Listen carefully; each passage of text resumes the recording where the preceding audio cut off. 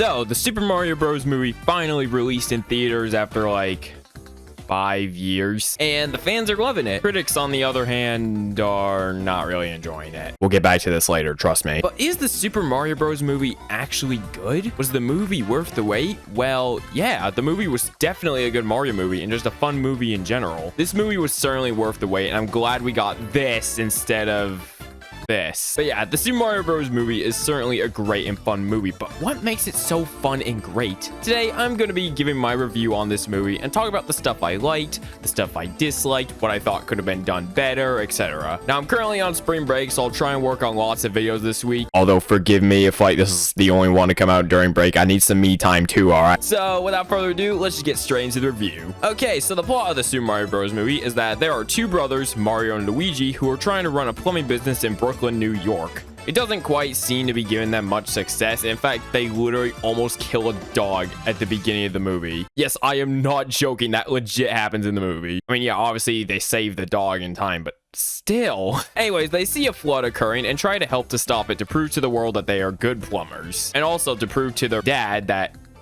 oh yeah, I forgot to mention, we get to meet Mario's family in this movie. But yeah, Mario's dad doesn't really believe in Mario to be a good plumber, and so Mario sees this incident and feels motivated to, you know, try and stop it to prove to his dad that, you know, he is a good plumber. Anyways, the brothers come across a pipe and they get sucked into it, which leads Mario to the Mushroom Kingdom, but Luigi gets separated from him and gets sent to the Dorklands, aka Bowser. So they're separated and Mario has to team up with Princess Peach, Toad, also Donkey Kong, but that comes up later, to try and save his brother from Bowser before it's too late. And yeah, that's pretty much the whole plot of the film. And I mean, since this is the first film, obviously they're going to do a simple story like this. Like, take the first Sonic movie, for example. There wasn't much of a huge story going on. It was just simply Sonic meeting Tom and then them going on a little buddy road trip to try and retrieve Sonic's rings from San Francisco. But then in the sequel, they made sure to give us a really good Sonic story. So I think this is gonna be the case for the Mario movie franchise, with them starting out simple, just introducing these characters, this world to us, and then in the inevitable sequel, because I mean, with the money this movie's making, they're definitely gonna consider a sequel. They're gonna cook up something really good for us, I think. Because I definitely think starting things off simple is the right call here, since you don't want a super huge story right away, as you want to save that content for the sequels. Like, it wouldn't make sense for the first Mario movie to immediately dive into some intense lore crap. Like, they could just save that for the second movie, and if we do get it, which we probably will, the third movie. So knowing that there is likely some amazing stories to come after this, I do not mind this simple story. And even with the simple story, they try to make sure that it can still be a fun movie, and they definitely succeed in that. There are tons of moments throughout this movie that were super fun to watch, such as Mario's training montage, the Donkey Kong fight, the Rainbow Road fight, all scenes that are pretty memorable for me and are just a joy to watch on screen. However, I do wish that we got to explore some of the kingdoms Mario visit just a little more. Like, in the movie, we get to see them for maybe like 3 seconds max before moving on, and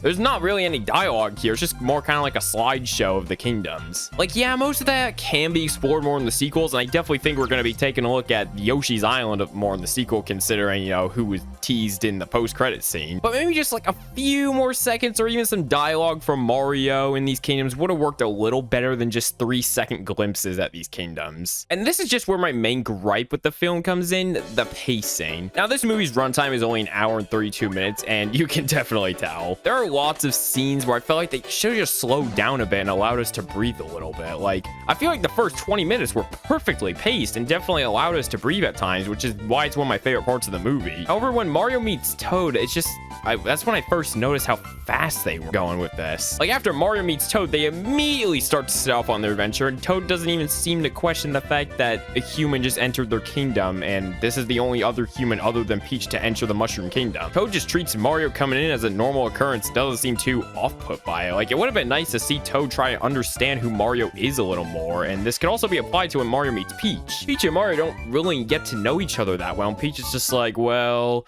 I guess you're coming with me now. Let's go save your brother. It would have been nice for just a couple more minutes of the characters truly getting to know Mario rather than them just immediately being like, yo, what's up? Let's get your brother back. Just a little minor complaint, not really one that ruins the movie for me, but it's definitely noticeable, and I think it definitely could have benefited from some extra runtime. Maybe like an hour and 40 or an hour and 45 minutes would have been a better runtime. All right, anyways, now let's move on to the characters. Our main characters in this movie are Mario, Luigi, Peach, Toad, Bowser, and Donkey Kong. These characters were such a blast to watch, and Donkey Kong, Luigi, and Bowser were definitely my favorites by far. Heck, even Chris Pratt's Mario voice wasn't even that bad. In fact, I'd go as far to say it was a good performance. I honestly forgot that was Chris Pratt's voice while watching in theaters, and it never really sucked me out of the experience. And Charlie Day did an amazing job as Luigi, and I really hope we get a Luigi's Mansion spin-off in the future, because, man, he makes a really good Luigi. And also, Luigi in this movie is just absolutely amazing. It kind of sucks we didn't get much of him in this movie. But I'm glad they didn't really make Luigi the scary cat as many people see him as, but rather a supportive brother of Mario. And despite him being easily intimidated by things, he's still willing to do anything for his brother. Donkey Kong was certainly another highlight of this movie, and he was amazing. Another reason I loved watching the Donkey Kong versus Mario fight was just how perfectly he and Mario work together on the screen. And I love how they never really become like best friends, but rather like frenemies. They eventually do team together, but Donkey Kong still teases Mario every now and then, and it's just a really hilarious duo and definitely enhanced my viewing experience. Mario and Luigi's brother bond was also perfect. For some reason, lots seem to get this idea that Mario doesn't like his brother or care about him, but this movie just proved all those people wrong. Mario restates a lot throughout the film that he's doing all this for his brother. He'd do anything for him, and I appreciates him a lot. And Luigi shows this too, and even saves Mario in the final battle, which, man, that made me really happy to see. Luigi, my main man, absolutely coming in clutch for his brother. Once again, doing his character justice. You can tell the people behind this film were true Mario fans who actually understood the characters, understood the world which they were working with, understood everything. It made sure us fans got an amazing and fun adventure. Heck, they even did Peach's character in a way that I definitely prefer over being the damsel in distress all the time. Peach actually has a history of being shown to be more of a strong character rather than just, you know, the kidnapped character or whatever. And I'm glad they didn't just go the simple route and make her weak and stuff like that. This seems to be another thing people had an issue with, but like, come on, we've seen Peach be captured a billion times. We need something new, all right? But yeah, I didn't mind this at all, and I wonder what they'll do with her in the future films. And going back to Mario's family, I loved Mario's family in this movie. Again, one of my favorite parts of the movie, and I really like how Mario actually dislikes mushrooms. It's kind of funny that both Sonic and Mario dislike mushrooms when the Sonic thing was kind of a jab at Mario, but hey, look at that. They got something in common, so there's that. But yeah, I really hope we see more of Mario's family in the sequel because they are a joy to watch on screen. It just sucks that, you know, they didn't get much screen time. All right, now here's one of the best parts of the whole film.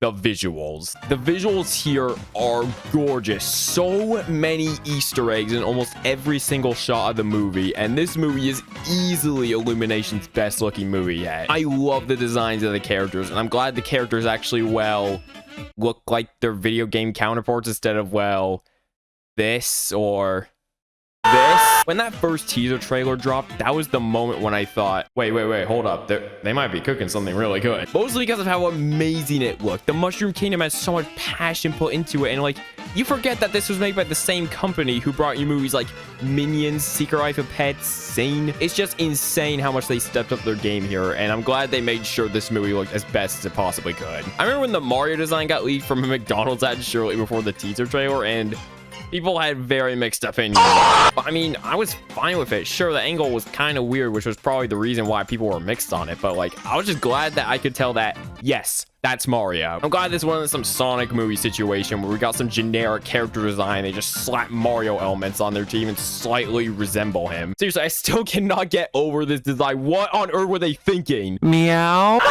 But yeah, the visuals are perfect and definitely feels like a Mario universe. The character designs do a good mix of making sure the characters are recognizable, but they also add their little extra details to differentiate them from their video game counterparts, like the more detailed overalls, the color of Mario and Luigi shirts. Everything is just amazing, and they're also very expressive, which makes them fun to watch in certain situations. And another really amazing part of this movie that definitely makes it a really good movie is the music. Oh boy, were there tons of good music choices for this movie. First off, the elephant in the room. The amount of references to the Mario music in this soundtrack is insane. Like, just listen to how many themes you could recognize in this one scene alone. Buddy,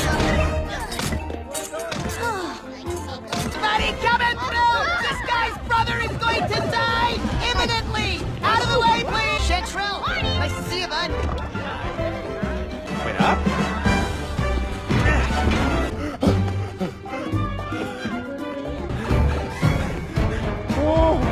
Okay.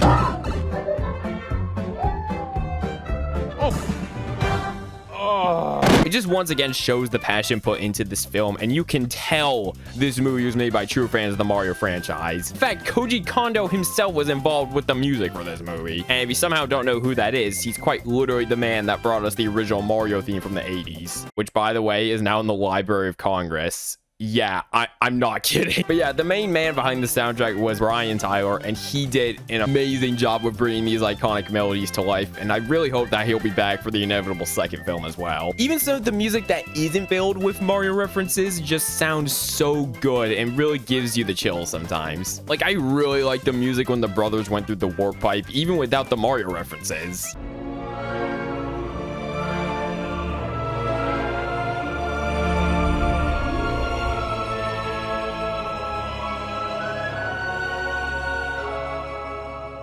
And of course, we can't forget the Peaches song. This song was not only hilarious to hear from Jack Black's Bowser, but Jack Black killed it here. In fact, the song was actually just recently announced to be eligible to be nominated for an Oscar. Yeah, an Oscar. That's how good this song was. Okay, but for real, this was easily another highlight of the movie, and I can tell Jack Black had a blast recording this song. So with all of that, was the Super Mario Bros. Movie good? Like I said in the intro, absolutely. There are some minor gripes I have, such as the pacing and Grant Kirkhope not being credited in the credits for the DK rap. Like, really? From Donkey Kong 64? Really? But I overall had a fun time with the movie, and I'm really looking forward to seeing what they do in the sequel. With Yoshi being teased at the end, it looks like he will definitely play a major role in the next film, but I wonder if you'll see like Wario, Waluigi, maybe even Daisy. That'd be pretty cool to see. Some were hoping for someone like Rosalina, but I feel like all of the Mario Galaxy stuff should just be third movie material rather than this early on in the franchise. Like, we gotta get through some of the other side characters first. Now, I've been seeing lots of comparisons to the Mario movie and the Sonic movies, and well, where do I stand? I do prefer the second Sonic movie over the Mario movie, but I don't really know if that's a fair comparison considering Sonic 2 is a sequel and the Mario movie is just starting things up. I also just don't see the point in being like, haha, Sonic fans, Mario's doing so much better than both Sonic movies. You all suck and movies are bad. Like, I love all these movies. Heck, even Sonic 1 I had a fun time with. I just like both franchises. I think we should just allow both of these to coexist rather than putting one down just because one might be better than the other. And like, if you genuinely dislike the Sonic movies, then that's perfectly fine. Just don't like act like, you know, just because the Mario movie's good means the Sonic movie's bad. Like, just have your own opinion. Sonic and Mario can coexist. Another thing that I haven't seen that I mentioned in the intro is the critics' thoughts on the Mario movie. As of me writing this script, the Mario movie only has a 58% on Rotten Tomatoes, which it's pretty low. I remember shortly before this movie was released to everyone and the early reviews were coming in, I was seeing lots of tweets about the score. People being like, oh god, this movie gonna be bad. Like, everyone was freaking out. And what are my thoughts on this whole thing? Well, I think I know why the score is this way, and you might have heard people say this exact reason. You see, the Mario movie is filled, and I'm talking filled with references to the games. The music, the power-ups, the worlds, the characters. So if an outsider who has never played a Mario game is watching this movie, they'll probably be like, what is going on? What are these mushroom guys? Why is Mario a furry? And then, when could Mario turn into a cat? I guess, like, if you're into furries, that works. And maybe that'll play really well in Asian markets. I know they love cats over there, like, love cats. I think that this low score is just due to them being super confused with what is going on. And the reason why the audience score is so high is, well, because they know what's going on. They played the games. They know the power-ups. They know the universe. They know the characters. I think this is just the explanation most people can agree on. And I think it's why this score is the way it is. Now, here's the thing I don't get. What I don't get is why people claim the critic score doesn't matter, and then when it's super high on their favorite movie, they celebrate the movie having that high of a score, contradicting their previous statement. Like, if you think the critic score doesn't matter, don't immediately switch sides and celebrate when your favorite movie has a high critic score. Like, pick a side and just stick with it. Easy as that. Despite the critic scores, this movie is definitely a success. Like, look at the money it's making. I definitely think it's deserved and definitely tells us, yeah, sequel's on the way, baby. I also hope that this will mean we will eventually get a Luigi or even Donkey Kong spin-off movie at some point, as those characters were amazing to see on screen, and movies centered around them would definitely be fun to watch. But yeah, guys, that was my review on the Super Mario Bros. Movie. Please comment down below what you thought of the movie. Did you like it? Did you hate it? What could they have done better? or is the movie just simply perfect? I'd love to hear your thoughts. Thanks for watching this video, and if you enjoyed, be sure to like and subscribe for more. Road to 50K. You can also follow my social medias and join my Discord server. Link is in the description below. Thank you guys so much for watching, and I'll see you guys later. Peace.